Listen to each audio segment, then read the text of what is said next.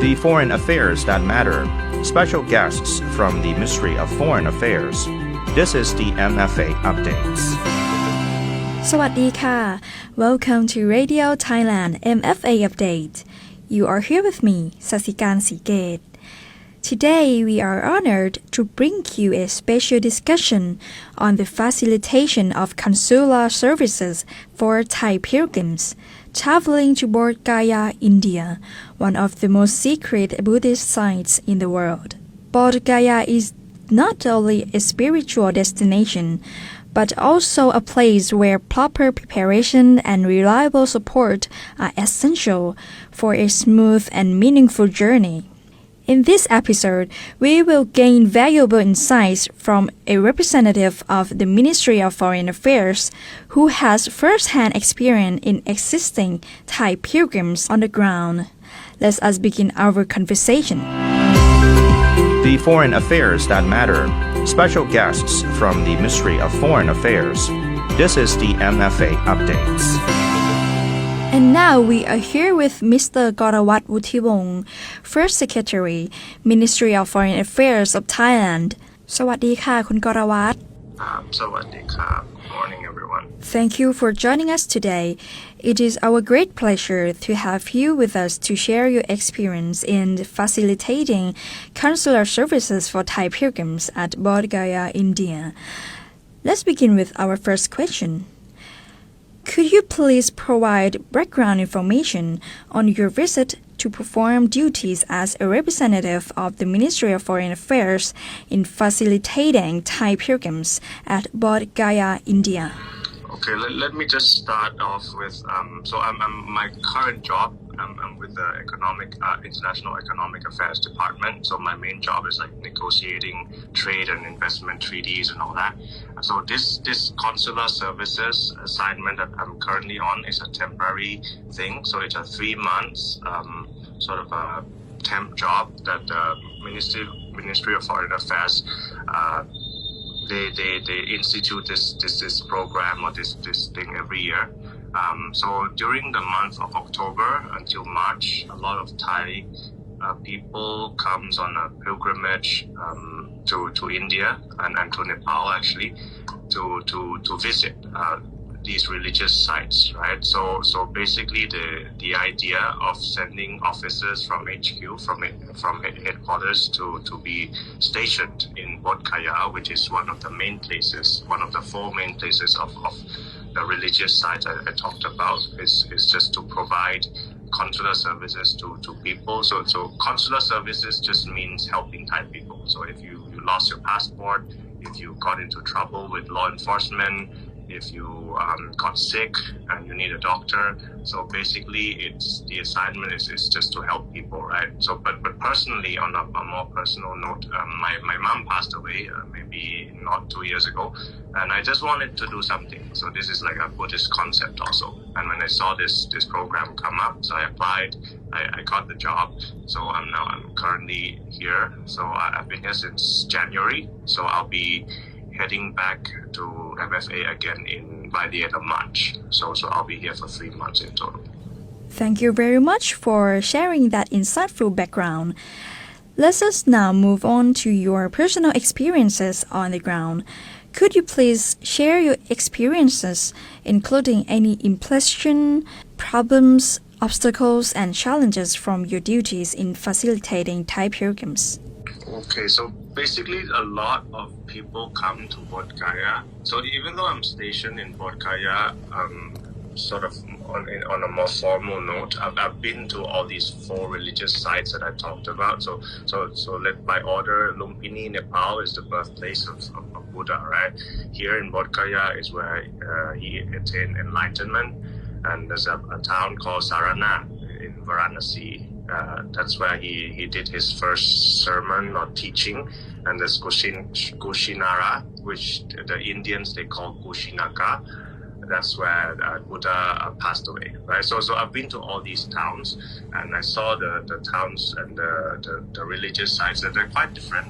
But the first impression I had was, well, the Thai temples actually they came before me, right? They set up everything, and they've been here for a lot longer than us.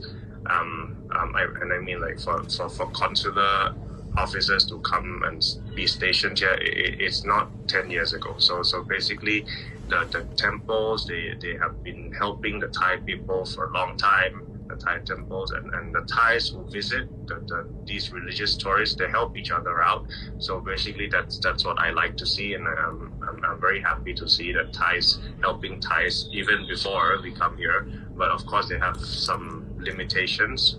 We, with the power of the government, the state, perhaps we can facilitate more, but that's the first thing I see that I'm happy about the Thais helping Thais already, because that's mainly is the Thai tourists. Not other countries, you have Vietnamese, you have Myanmar people, you have Tibet people, Chinese, Taiwanese, but they're all, well, compared to Thai people, we are significantly more in number, and there are a lot of challenges. The main ones is the air, the air quality. It could make your immunities drop. So when here, Bihar is the state where Bodh Gaya is located. So basically Bodh Gaya is in Gaya, Gaya is in Bihar, and Bihar is in India. Bihar is a sort of the poorest state in India, and when the weather gets cold, they burn wood on the streets, and it adds to the pollution. It adds to the what we call PM 2.5. Back in Bangkok, back in Thailand, they have so much air pollution here that some people get sick very easily, especially the elderly, and they have mosquitoes that are quite tolerant to the cold weather. So maybe people don't want to kill them off for religious reasons, I don't know, but it's mutated to the point where the mosquitoes, they exist in the cold, and a lot of them, and these carriers of diseases which normally we would not see in Thailand. And there's also the toilet issues, so it's not as convenient, right, back in our hometown. So there's a lot of that, a lot of challenges, and that it adds to my seeing the faith, the belief that the Thais come here. It adds more to the sort of, they have to be very convicted, very determined to come here, and because there are challenges and risks also beyond the sort of the religious happiness that they get following Buddha's footprint, if I could sort of summarize it like that. Yeah. Thank you for those thoughtful reflections. It is inspiring to hear how dedication and coordination play such a crucial role in supporting our citizens overseas.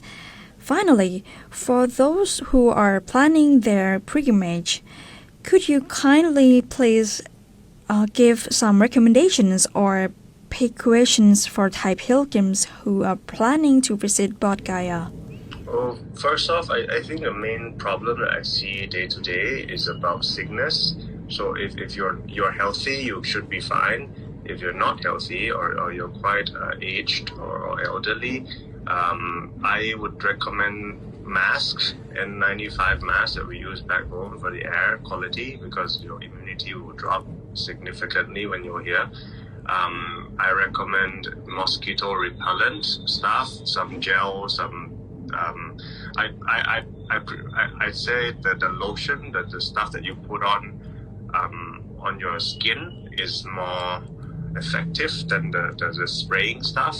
So based on my personal experience anyways, because a lot of people go to the Bodhi temple where Buddha was enlightened, and they sit in meditation, but the mosquitoes, they still bite you, and provided you don't, well, one of the 5 precepts is not to kill, and you let the mosquitoes run wild anyway. So the mosquito repellent equipment or maybe some cream, some gel, those will be useful.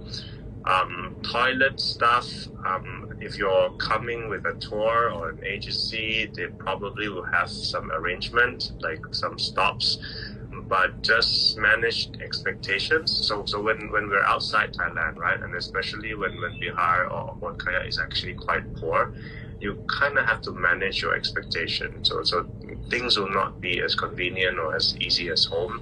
So it's more about the mindset. And of course, the Thai temples, it will be more you'll be used to it more, because if you don't go anywhere, you just stay in the Thai temple. It's just like staying in Bangkok in Thailand, and everything is quite okay, right? But once you step out of the temple, you have to be careful of the food poisoning, be careful of the mosquitoes exist in our temple anyways, but I'm talking about maybe the local communities. If you see something, the people coming and flocking to ask for your money, beggars, you have to adapt, right? It's their country, it's not our country. So mindset and expectation is something to prepare for beyond the stuff that you can bring, right? I think I'm gonna. If you have any more questions specifically, I'll be happy to answer. But in terms of preparation, those are the most important things, I think. Thank you very much for your valuable recommendations. I am certain that your advice will greatly benefit Thai pilgrims and help them prepare more effectively for their journey to Bodh Gaya. On behalf of our audience, we sincerely appreciate your time and your service in supporting Thai nationals abroad, and thank you once again for joining us today. สวัสดีค่ะ สวัสดีครับ The foreign affairs that matter. Special guests from the Ministry of Foreign Affairs. This is the MFA updates. And that was Mr. Korawat sharing valuable experiences, thoughtful reflections, and practical recommendations. As we conclude today's program, we hope this discussion has provided deeper insight into the important role of consular services in supporting Thai nationals abroad, particularly those undertaking meaningful spiritual journeys. You can always find us on YouTube channel MFA Thailand, also Facebook pages Radio Thailand World Service and mfaupdate Radio Thailand English. Also Radio Thailand officially on X to listen to the previous episodes and for more news. Thank you for listening, and we look forward to welcoming you again in our next episode. I am Sasikan Sigate. สวัสดีค่ะ The foreign affairs that matter. Special guests from the Ministry of Foreign Affairs. This is the MFA updates.